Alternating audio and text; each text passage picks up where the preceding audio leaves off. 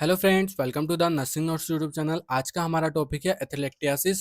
ठीक है, जो कि होने वाला है प्रॉब्लम ऑफ रेस्पिरेटरी सिस्टम के अंदर। ठीक है, अभी हम पढ़ रहे हैं मेडिकल सर्जिकल नर्सिंग जो फर्स्ट है बीएससी नर्सिंग सेकेंड ईयर के अंदर, वो पढ़ रहे हैं हम यूनिट थर्ड। ठीक है, यूनिट थर्ड का नाम है प्रॉब्लम ऑफ रेस्पिरेटरी सिस्टम, जिसमें आज का हमारा टॉपिक होने वाला है एथलेक्टियासिस। ठीक है, तो बिना किसी देरी के हम आगे बढ़ेंगे। और अगर आपने हमारे प्रीवियस वीडियो नहीं देखी है तो प्रीवियस वीडियो की लिंक हमारे डिस्क्रिप्शन बॉक्स में पड़ी हुई है, वहां से जाके आप वॉच कर सकते हैं। तो सबसे पहले हम एथलेक्टियासिस देख लेते हैं, क्या होता है एथलेक्टियासिस। तो एथलेक्टियासिस इज अ पार्शियल और complete collapse of a part, जिसको लोब भी बोलते हैं, और द एंटायर लंग्स। ठीक है, एथलेक्टियासिस क्या होता है, पार्शियली और कंप्लीट। ठीक है, कोलैप्स हो जाता है हमारे लंग्स के पार्ट में। ठीक है, जो लंग्स एक पार्ट होता है, जैसे लंग्स दो होते हैं। ठीक है, तो एक लंग्स में क्या हो जाता है, कोलैप्स हो जाता है। कोलैप्स का मतलब मेनली आप ये समझ लो कि सिकुड़ जाना। ठीक है, वो वहां पे सिकुड़ जाता है हमारा लंग्स, तो उस कंडीशन को कोलैप्स बोला जाता है, या फिर कोलैप्स या फिर ढह जाना बोल सकते हैं। ठीक है, तो ये कोलैप्स होता है।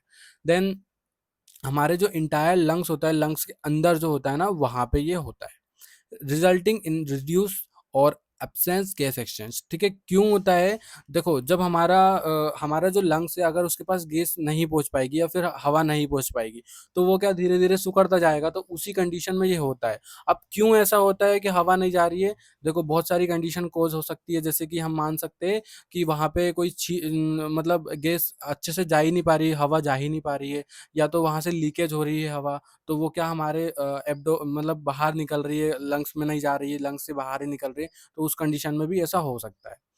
It is commonly seen in after surgery in individual और क्रोनिक लंग्स कंडीशन। ठीक है, विथ क्रोनिक लंग कंडीशन। ठीक है, क्या कब देखने को मिलता है, कॉमनली सीन आफ्टर सर्जरी के बाद, मतलब किसी भी पेशेंट को अगर क्रोनिक लंग कंडीशन है और उसकी सर्जरी हुई है, तो उस कंडीशन में पेशेंट को देखने को मिल सकता है, क्या मिल सकता है, एथलेक्टियासिस।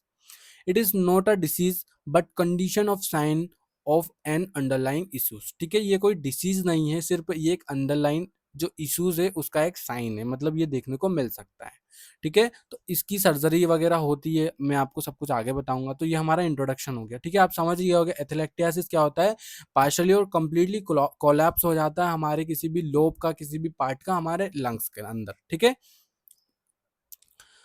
देन ईटियोलॉजी देख लेते हैं, क्यों हो सकता है, कोज क्या हो सकता है। तो ऑब्स्ट्रक्टिव कोसेस के कारण हो सकता है, जैसे म्यूकस प्लग पोस्ट सर्जरी, मतलब सर्जरी के बाद अस्थमा वाले पेशेंट के अंदर देखने को मिल सकता है। क्रोनिक ब्रोंकाइटिस जिसको है, उसके अंदर देखने को मिल सकता है, कोसेस उसके कारण ही हो सकता है। फॉरेन बॉडी एस्पिरेशन, अगर कोई सी भी फॉरेन बॉडी एस्पिरेशन कर लिए पेशेंट ने, तो उसके कारण कॉज हो सकता है। ट्यूमर्स के कारण, जैसे ब्रोंक्योजेनिक कार्सिनोमा जो होता है, उसके कारण देखने को मिल सकता है। नॉन ऑब्स्ट्रक्टिव कॉजेस के कारण हो सकता है, जैसे प्लूरल एफ्यूजन, न्यूमोथोरैक्स के कारण, ये इसके कारण कॉज हो सकता है। चेस्ट ट्रॉमा अगर है पेशेंट को तो हो सकता है। न्यूरोमस्कुलर डिसऑर्डर अगर किसी पेशेंट को है, तो उसको एथलेक्टियासिस देखने को मिल सकता है। Prolonged bed rest and immobility, ठीक है, इसके कारण कॉज हो सकता है। पोस्ट ऑपरेटिव हाइपोवेंटिलेशन, ठीक है, इसके कारण हो सकता है, स्पेशली एब्डोमिनल और थोरेक्सिक सर्जरी के कंडीशन में ये हो सकता है। क्योंकि देखो सर्जरी होती है ना, तो कभी कभी क्या हो जाता है कि जो रोम छिद्र होते हैं, या फिर कोई सा छेद रह जाता है वहाँ पे सर्जरी के टाइम, या फिर अगर वहाँ पे सूचर लगे, तो वो सूचर खुलने के चांसेस हो सकते हैं। मतलब बहुत सारी रिस्क फैक्टर होते हैं वहाँ पे। ठीक है, देन रिस्क फैक्टर स्मोकिंग के कारण, ओबिसिटी के कारण, जनरल एनेस्थीसिया अगर दिया है तो उसके कारण भी हो सकता है। एज इल्डरली पेशेंट, अगर इल्डरली पेशेंट है तो उस कंडीशन में भी हो सकता है, अगर उसको लंग्स कंडीशन है कोई सी भी। Pain breathing due to rib fractures और सर्जरी, ठीक है, पेन हो सकता है ड्यू टू हमारी कभी जैसे कोई पेशेंट है उसका रिब फ्रैक्चर हो गई, तो उस कंडीशन में कॉज हो सकता है। देन पैथोफिजियोलॉजी देखते हैं कैसे होता है।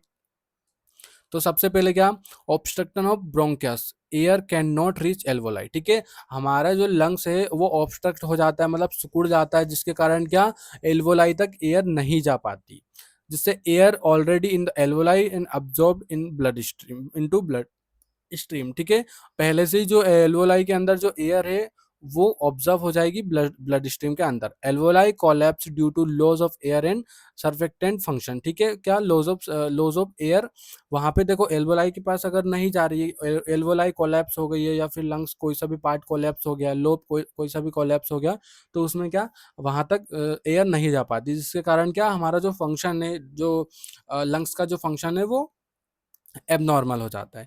Lung tissue become airless and non functional, ठीक है, लंग टिश्यू क्या हो जाता है, एयरलेस हो जाता है, क्योंकि हवा नहीं जाती, तो जिसके कारण नॉन फंक्शनल वहां पे रिएक्शन हो जाएगा, ठीक है, फंक्शन ही नहीं करेगा लंग्स, क्योंकि हवा तो है ही नहीं है। अब हवा जाएगी तभी तो कॉन्ट्रैक्ट रिलैक्सेशन करेगा ना लंग्स, अगर हवा ही नहीं जा रही, एयर ही नहीं जा रही, तो नहीं कर पाएगा, जिसके कारण क्या हो जाता है, shunting in blood occur through unventilated alveoli, जिसको हाइपोक्सिमिया बोलते हैं, ठीक है, वहां पे फिर हाइपोक्सिमिया का कंडीशन हो जाएगी। हाइपोक्सिमिया मतलब ब्लड के अंदर एयर की, ऑक्सीजन की कमी। इंक्रीज रिस्क ऑफ निमोनिया, ठीक है, रिस्क ऑफ निमोनिया होने के चांसेस है ड्यू टू रिटेंड सिक्रीशन, ठीक है, निमोनिया होने के वहां पे चांसेस बहुत है। ये पैथोफिजियोलॉजी होगी। क्लिनिकल मैनिफेस्टेशन देख लेते हैं। डिस्ट्रिप्निया, शॉर्टनेस ऑफ ब्रीथ देखने को मिल सकता है। टेक्निपनिया, जिसको रैपिडली ब्रीथिंग बोलते हैं, जल्दी जल्दी ब्रीथ लेने की, वहाँ पे क्लिनिकल मैनिफेस्टेशन देखने को मिल सकता है। कफ हो सकता है, dry with sputum. Chest pain होने की संभावना है। डिक्रीज और absent breath sound over affected area, ठीक है, डिक्रीज हो जाएगा एब्सेंट ब्रीथ साउंड, ब्रीथ जब वहाँ पे कोलैप्स ही हो गया है, लंग्स उकड़ गया, तो एयर भी नहीं जा पाएगी, जिसके कारण क्या जो ब्रीथिंग साउंड जो होता है ना वो अब्सेंट हो जाएगा, मतलब वहां पे नहीं रहेगा जहाँ पे जो जो पार्ट अफेक्ट है। डलनेस ऑफ परकशन, ठीक है, डलनेस हो जाएगा परकशन में। Cyanosis in severe cases, cyanosis होने की संभावना है। फीवर हो जाएगा, अगर इन्फेक्शन डेवलपमेंट हो रहा है तो फीवर होने की संभावना है। एंजाइटी एंड रेस्टलेसनेस हो सकता है। एसिमेट्रियल चेस्ट मूवमेंट, ठीक है, चेस्ट मूवमेंट में एबनॉर्मल हो जाएगा। देन डायग्नोसिस कैसे कर सकते हैं हम देखते हैं। हिस्ट्री एंड फिजिकल एग्जाम से, जैसे रिसेंट सर्जरी कब हुई थी, इम्यूनो बिलाइजेशन और रेस्पिरेटरी डिस्ट्रेशन डिस्ट्रेस हो सकता है वहाँ पे, तो इससे हम चेक कर सकते हैं डायग्नोसिस। चेस्ट एक्सरे कर सकते हैं। सो कोलैप्स्ड लंग्स एरिया, ठीक है, वहाँ पे एक्सरे में जो लंग्स कोलैप्स हुआ है वहाँ पे दिखा देगा। सीटी स्कैन से कर सकते हैं more detail visualisation of lungs structure. Pulse oximetry, oxygen saturation decrease हो जाएगा। आर्टरी ब्लड गेज जो एबीजी होता है उससे हम चेक डायग्नोस कर सकते हैं, जैसे पीओ2 जो लेवल होता है वो डिक्रीज हो जाता है, समटाइम पीएसीओ2 जो होता है वो इंक्रीज हो जाता है। ब्रोंकोस्कोपी कर सकते हैं for diagnose and removal of obstruction, ठीक है, ऑब्स्ट्रक्शन को रिमूव करने के लिए और डायग्नोस करने के लिए हम ब्रोंकोस्कोपी करवा सकते हैं पेशेंट के अंदर। लंग अस्कल्टेशन कर सकते हैं, डिक्रीज और एब्सेंट ब्रीथ साउंड, फाइन क्रैकलेस, ठीक है, फाइंड करने के लिए क्रैकलेस, अगर वहाँ पे साउंड आ रही है तो उसको फाइंड करने के लिए, और साथ ही साथ लंग अस्कल्टेशन किसके लिए किया जाता है, अगर डिक्रीज हो रही है, एब्सेंट ब्रीथ साउंड हो रहा है, तो लंग अस्कल्टेशन से हम चेक कर सकते हैं वहाँ पे कि पेशेंट को क्या कंडीशन है, ठीक है, वो स्टेथोस्कोप से होता है। देन ट्रीटमेंट क्या क्या हो सकता है मेडिकल ट्रीटमेंट के अंदर, सबसे पहले बात कर लेते हैं, तो ब्रोंकोडायलेटर्स दिया जाता है, जिसको रिव्यू एयरवे ऑब्स्ट्रक्शन, ठीक है, हमने ब्रोंकोडायलेटर्स के ऊपर भी वीडियो बनाई है, अगर आपको वो भी चाहिए तो हमारे चैनल पे जाके आप विजिट कर सकते हैं, ब्रोंकोडायलेटर्स पढ़ सकते हैं।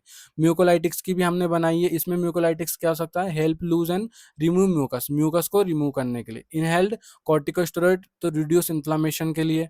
एंटीबायोटिक्स किसके लिए, इन्फेक्शन को सप्रेस करने के लिए दिया जाता है। Oxygen therapy if hypoxemia and present, ठीक है, अगर हाइपोक्सिमिया प्रेजेंट है तो ऑक्सीजन थेरेपी दिया जाएगा। हाइपोक्सिमिया मतलब ऑक्सीजन की कमी हो जाती है हमारे बॉडी के अंदर। एनाल्जेसिक देंगे अगर control pain and promote deep breathing, deep breathing के लिए अगर पेन हो रहा है तो उसको एनाल्जेसिक दे सकते हैं, जैसे पैरासीटामोल हो गया, जो भी पेन रिलीफ जो होती है उसको एनाल्जेसिक कहा जाता है। चेस्ट फिजियोथेरेपी जैसे परकशन कर सकते हैं, वाइब्रेशन के द्वारा चेक कर सकते हैं, और पोस्चर ड्रेनेज के द्वारा चेक कर सकते हैं, तो ये ट्रीटमेंट है वहाँ पे मेडिकल ट्रीटमेंट के अंदर। देन हम सर्जिकल ट्रीटमेंट के अंदर ब्रोंकोस्कोपी कर सकते हैं, जिसको टू रिमूव म्यूकस प्लग और फॉरेन बॉडी, ठीक है, फॉरेन बॉडी को रिमूव कर देंगे, और साथ ही साथ क्या जो म्यूकस है उसको भी रिमूव किया जा सकता है ब्रोंकोस्कोपी के द्वारा। थोरासिनथेसिस, जिसको प्लूरल इफ्यूजन बोला जाता है, जिसको प्लूरल इफ्यूजन है कोज हो रहा है तो उसके लिए ये किया जाता है सर्जरी में। Surgical reaction rejection in cases of tumour और नॉन रिजॉल्विंग सिगमेंटल कोलैप्स। अगर नॉन रिजॉल्विंग सिगमेंटल कोलैप्स है तो उसका सर्जिकल रिसेक्शन करते हैं वहाँ पे, ठीक है, ये सर्जरी के अंदर आता है, लेकिन ज़्यादातर ब्रोंकोस्कोपी ही करते हैं। डाइटरी मैनेजमेंट के अंदर हाई प्रोटीन डाइट देने की बोलेंगे, हाई कैलोरी डाइट देंगे to aid of tissue repair, ठीक है, जिससे टिश्यू रिपेयर जल्दी हो सके। Ensure adequate fluid intake, help liquefy secretion, ठीक है, एडिक्वेट फ्लूइड इंटेक ज़्यादा करवाएंगे। Encourage small frequent meal and dyspnoeic patient, ठीक है, डिस्पेक्निक अगर पेशेंट है तो उसको क्या इनकरेज स्मॉल मतलब छोटे छोटे कोल खिलाएंगे खाने के, और क्या फ्रिक्वेंटली मील मतलब थोड़ा रुक रुक के खिलाएंगे उसको, मतलब एकदम से नहीं खिलाएंगे, ठीक है। Avoid food that cause bloating which में इंक्रीज ब्रीथिंग डिफिकल्टी, ठीक है, ऐसे फूड अवॉइड करवाएंगे जिससे क्या ब्रीथिंग डिफिकल्टी होने की संभावना।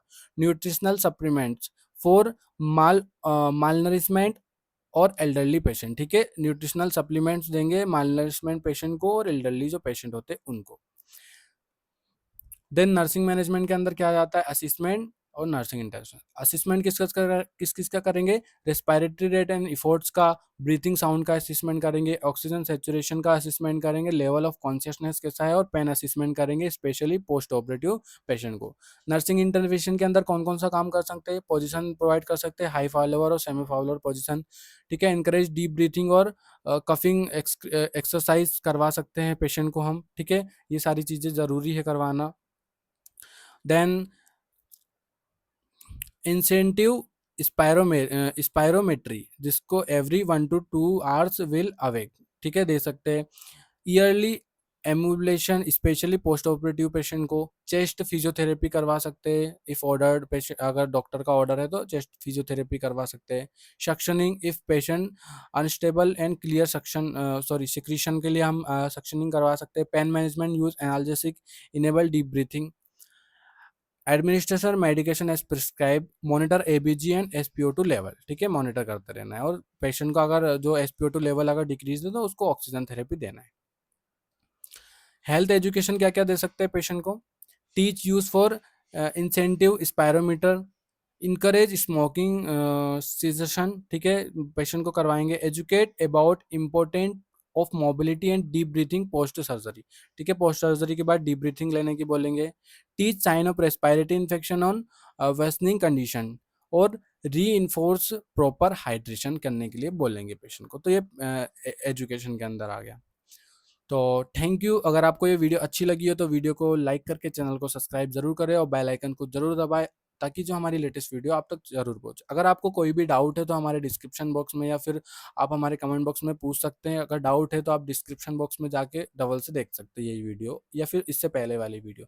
Thank you.